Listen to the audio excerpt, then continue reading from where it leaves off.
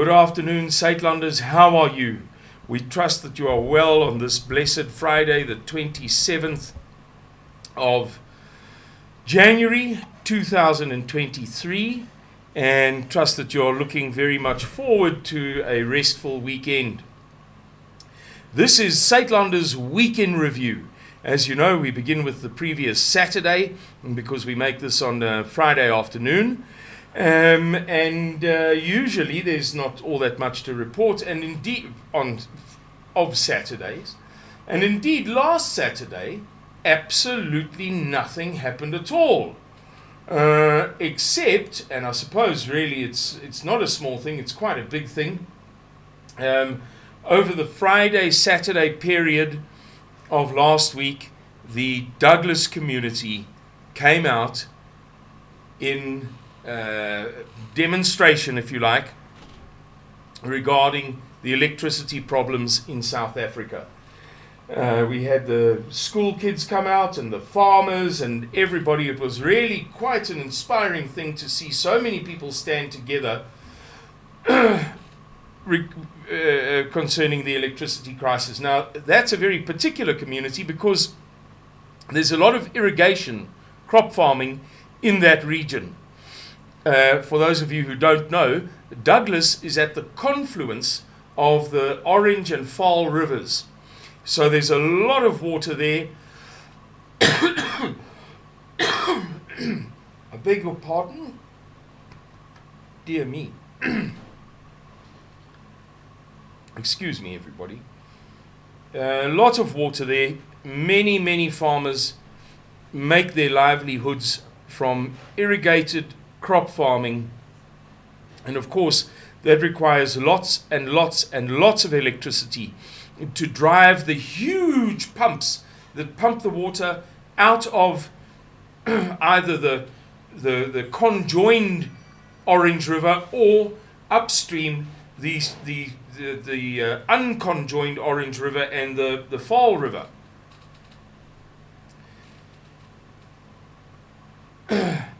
To pump the water into the center pivots that irrigate the crop circles. I mentioned to you in a previous video that I spoke to a farmer much further downriver, a lady, a very respectable, decent lady. She speaks nicely, but it is such a problem for them that she used some slightly choice language to emphasize the problems that we are going to see with the prices of crops, of produce, of vegetables and fruit on the shelves over the next period.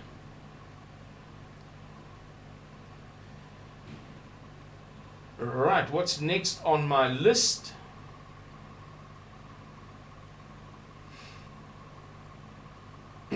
Oh, it emerged from last week's Davos on about, it was Sunday that we got our hands on it, a clip of Tony Blair, the former Prime Minister of the UK, talking in a knowing manner with a smug expression on his face, he was very sure of himself, cocksure way of the next pandemics that are coming.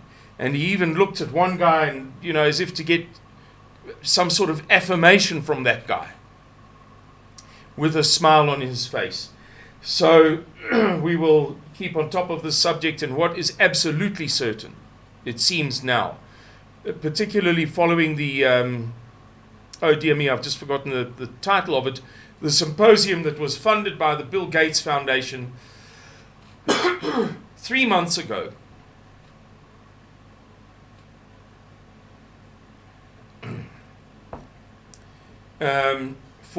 Contagion.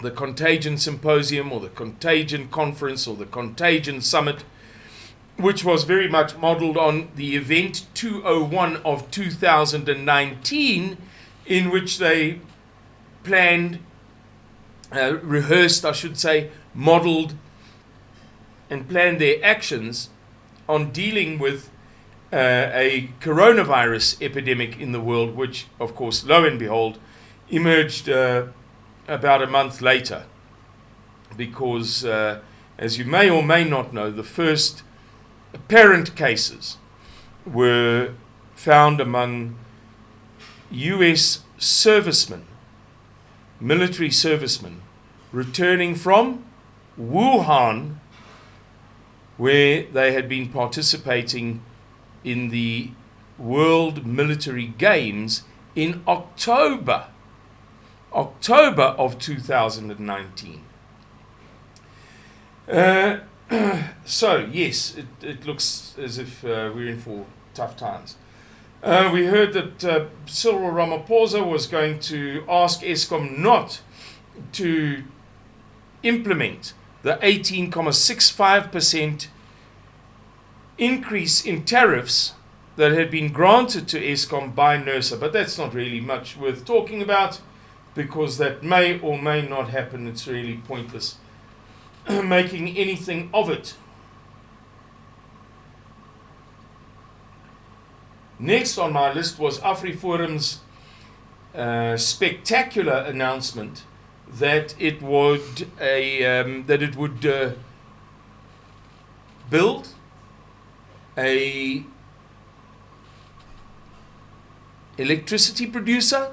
I'm choosing my words very carefully. I don't want to make a mistake. I don't want to put too many words in their mouths, but a number of interviews were conducted by Kali Kriel following the initial announcement.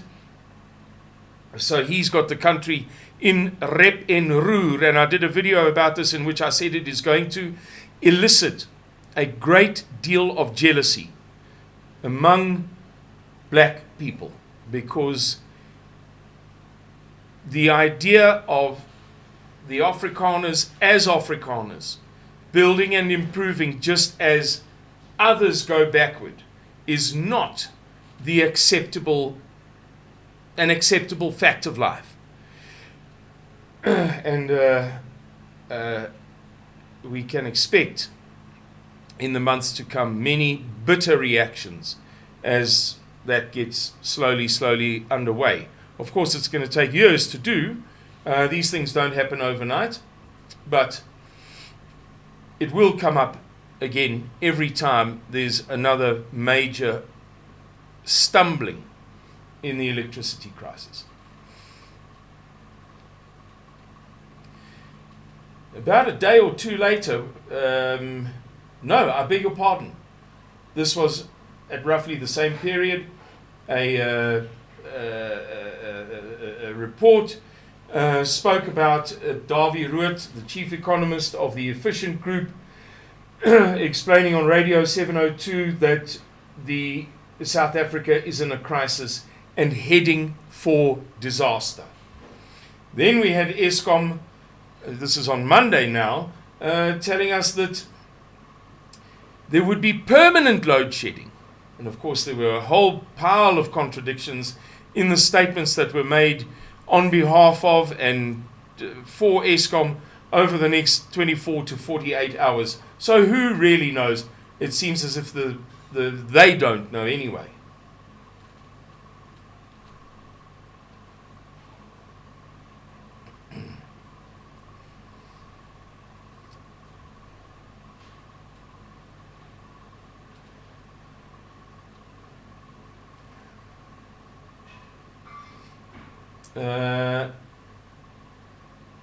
Next on my list. Over Sunday, Monday, Tuesday, Wednesday, and I think there's a new one today.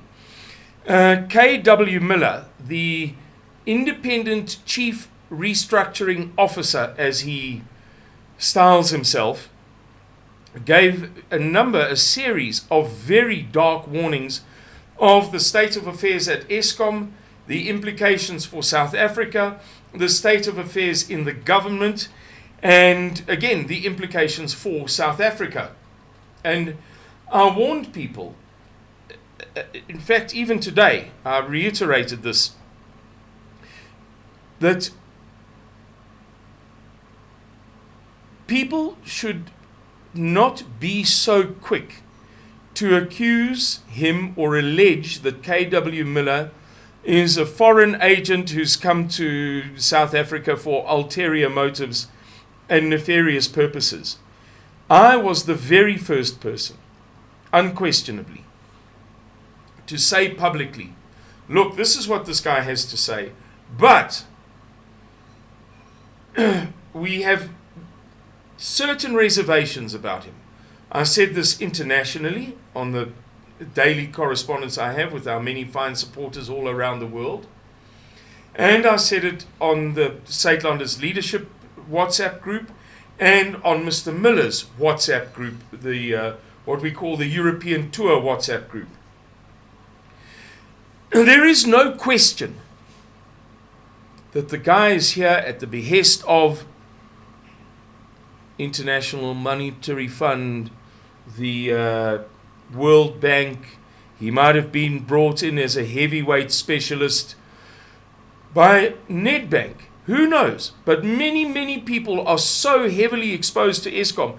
Remember, Ted Blom said in an interview of about a week and some change ago that according to his audited calculations, the Eskom debt is definitely not 494 or 500 billion, but is probably more like 1.3 trillion rand. If I remember his exact words correctly. But anyway, it starts to run to trillions. When such money is at stake, obviously the stakeholders will send their guys. Just think about it. If you take a loan from FNB and you fail to repay it, they send their people in the form of a telephone call. They'll harass you for 3,000 rand endlessly. Now, what do you think that the great financial forces of the world would be doing, are doing, with that amount of money at stake? They're sending in their dudes, man. So we have to be circumspect in what we believe of what KW Miller has to say. Nevertheless, no matter who he is you name it. He could be working for George Soros for all I care. What I know is that this guy is saying certain things that are very, very interesting. And one of the things that he said was that the African National Congress is preparing for a civil war. And I covered that quite heavily in a video that I made during the course of the week. Go and have a look at that.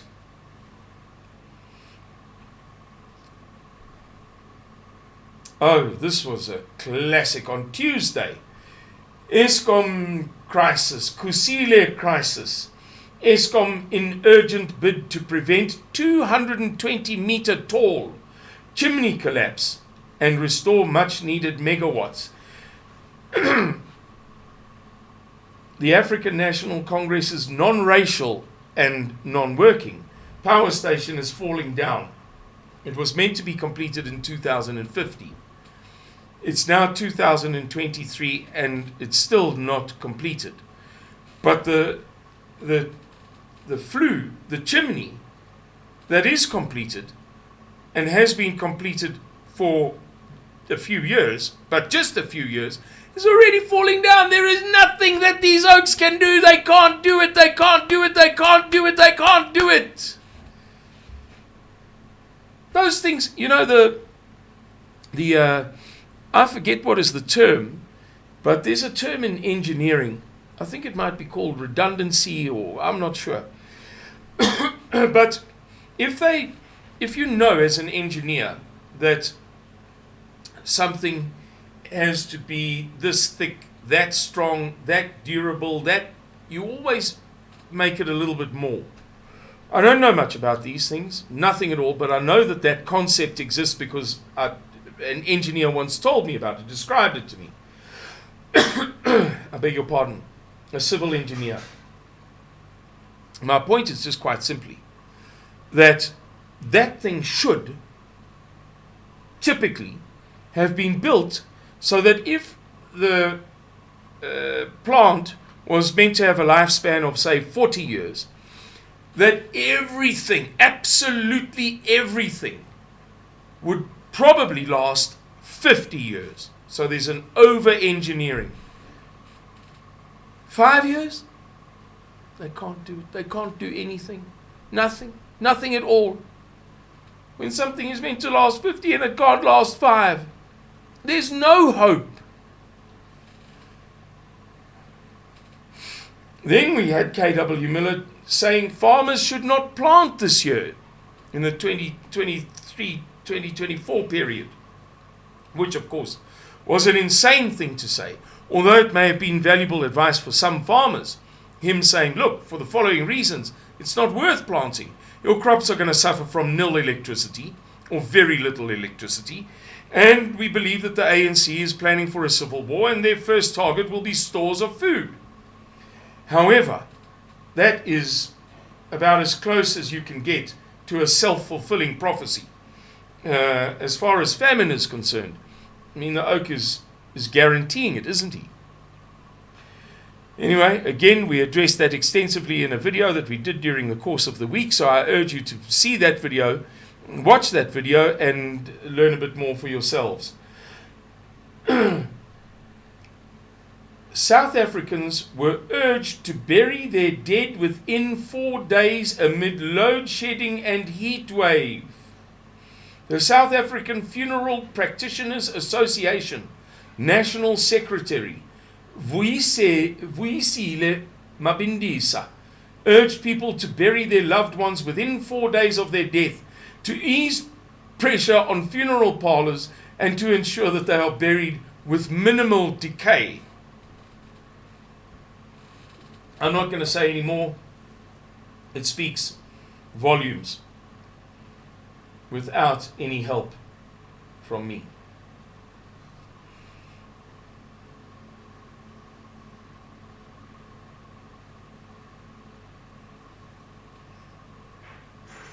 We saw the videos, the 2 videos that did the rounds, and turned out not to be related, of a police van driving like possessed by a demon on the road, and then a subsequent video of a policewoman lying injured, possibly dead, on the side of the road or on the road following apparently an accident.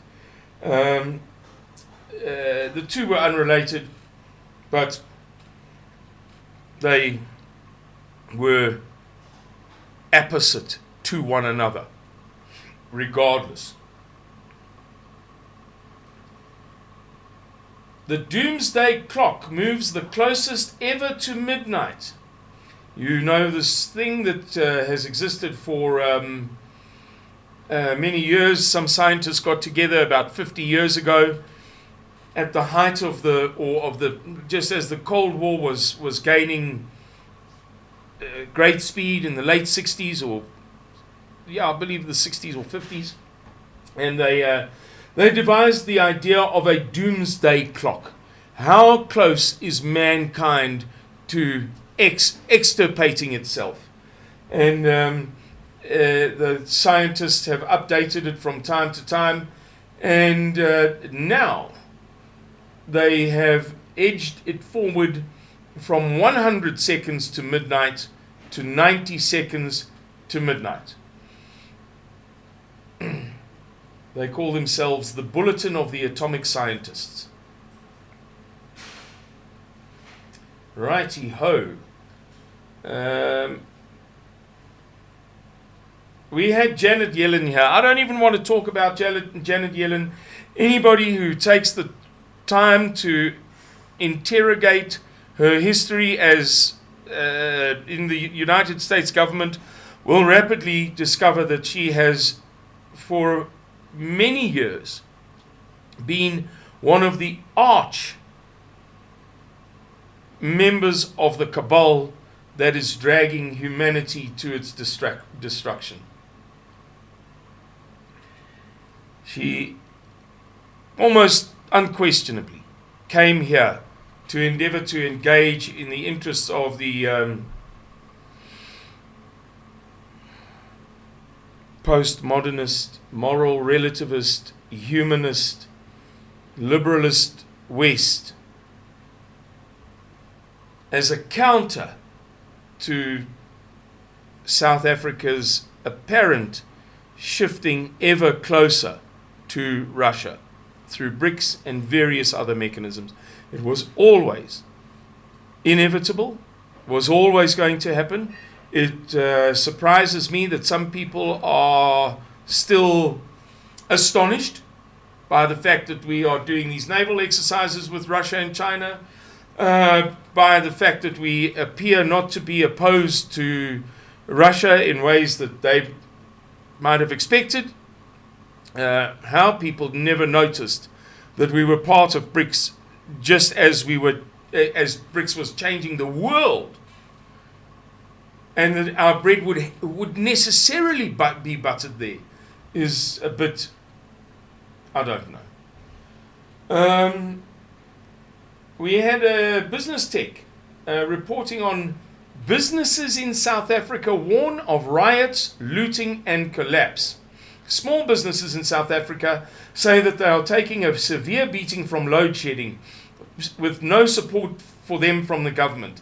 They are also warning that tensions in the retail sector are high, with sporadic incidents of rioting and looting that are threatening to escalate nationally. We're not going to go too much into that. We all understand what that's about. As much as it may be shocking to some people, I'm sure that it is surprising to nobody.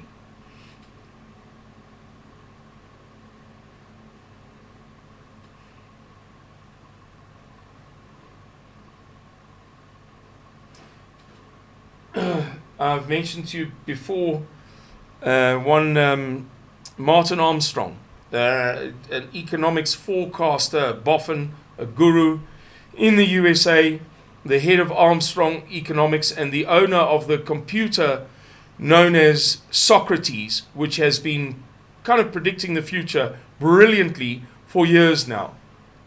Came out and he said that the computer, Socrates, says that the World War III will begin properly in early 2024. We gave some alternatives, but that was, in simple terms, the real gist of what he had to say.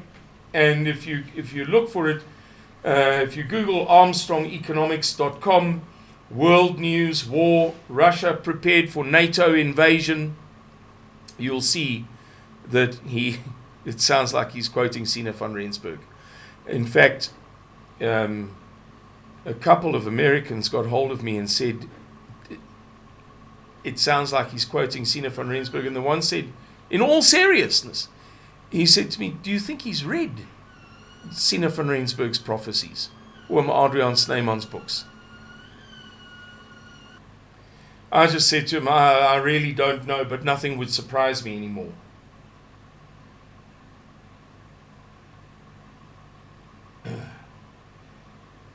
Oh dear.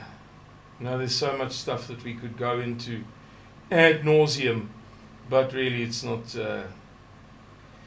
There is a crime wave warning in South Africa. Security experts and the insurer, Auto and General, have warned South Africans to be vigilant as extended periods of load shedding have led to a sharp spike in crime in the country.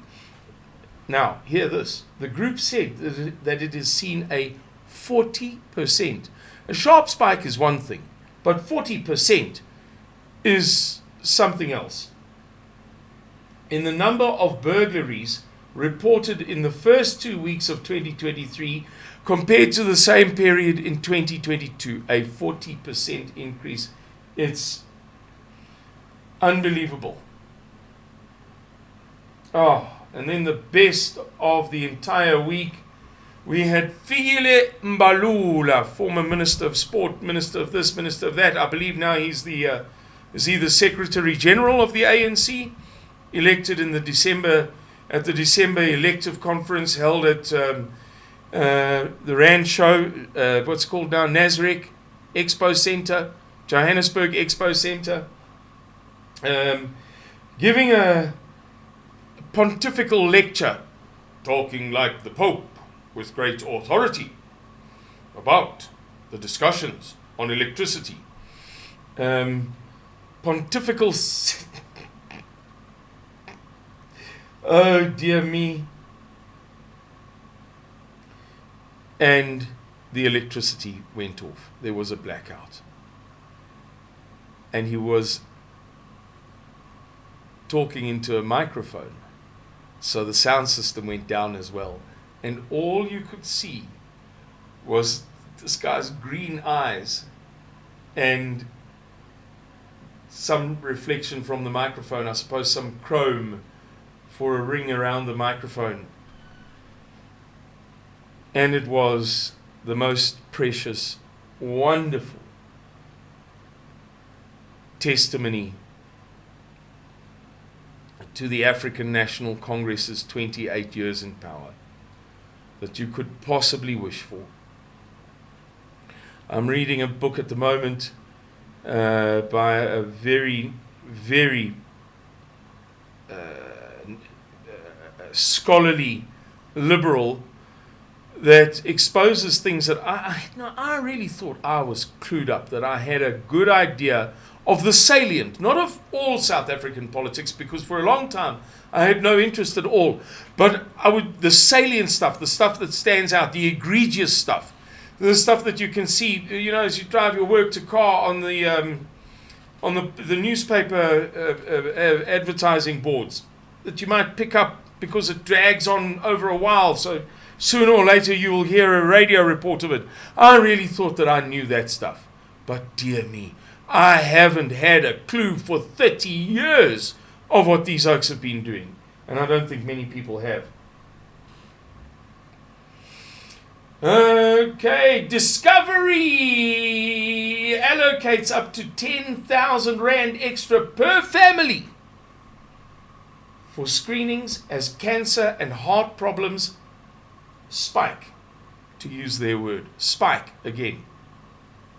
There is no doubt in my mind that, well, let's put this in context. This follows the mid-November, was it? Revelation by Discovery that they had seen a 200%. That is to say, 3 times. Let's say it was 100. Plus 2 more. So that's 3 times. 3 is 3 times 1. A 200% increase on top of spike in cardiac events over the past couple of years. Now, I have no doubt in my mind that Discovery, their PR company, other influential people over whom they have influence, the government, the media, Greta Thunberg, the United Nations, the World Economic Forum, and Bill Gates will all try to convince us that this is happening in South Africa as a result of global warming. But I'm afraid to have to tell you that it's not.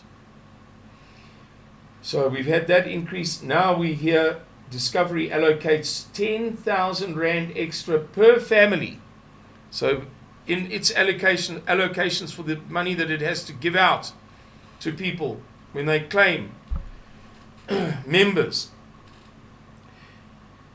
for screenings as cancer and heart problems spike. Oh, the next couple of years are going to be interesting. Chicken production now costs 2 Rand above selling price due to load shedding. Also reported in news24.com. Then yesterday in news24.com we had the following: food security in South Africa, a new crisis in the making. Yes, and Saitlanders has been saying so since March of 2021, when we were the lone voice in the wilderness and absolutely nobody at all took us seriously, but the signs were already there. A blind man could have seen them if he wanted to.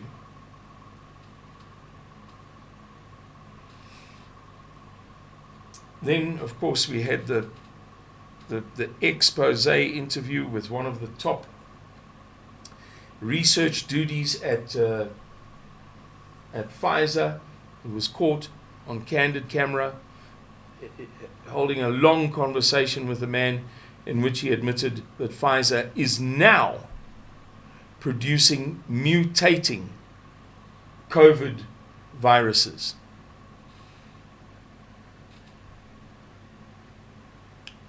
Presumably to be released so that they can sell more vaccines.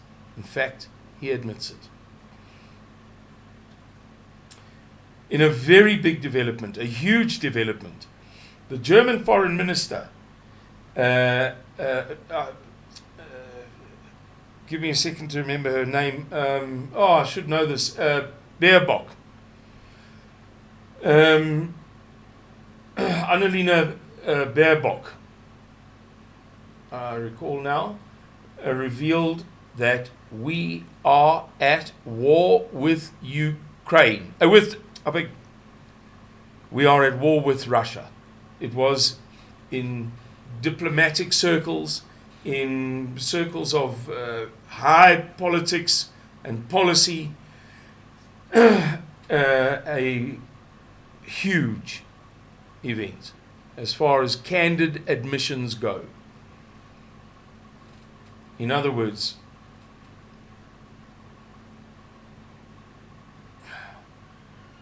they see themselves as directly involved, albeit not yet with troops on the ground, which is of course going to absolutely invite a response by Russia, leading to what Mr. Miller has been explaining to us over the past 9 months,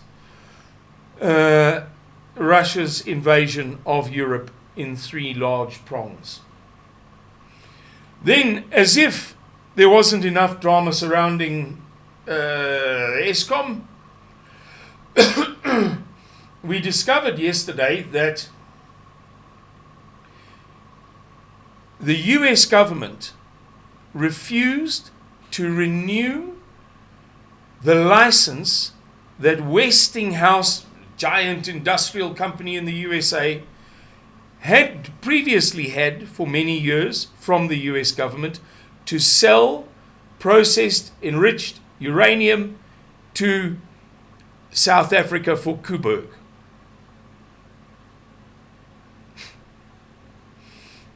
As somebody said to me this morning, it's a laughing crisis.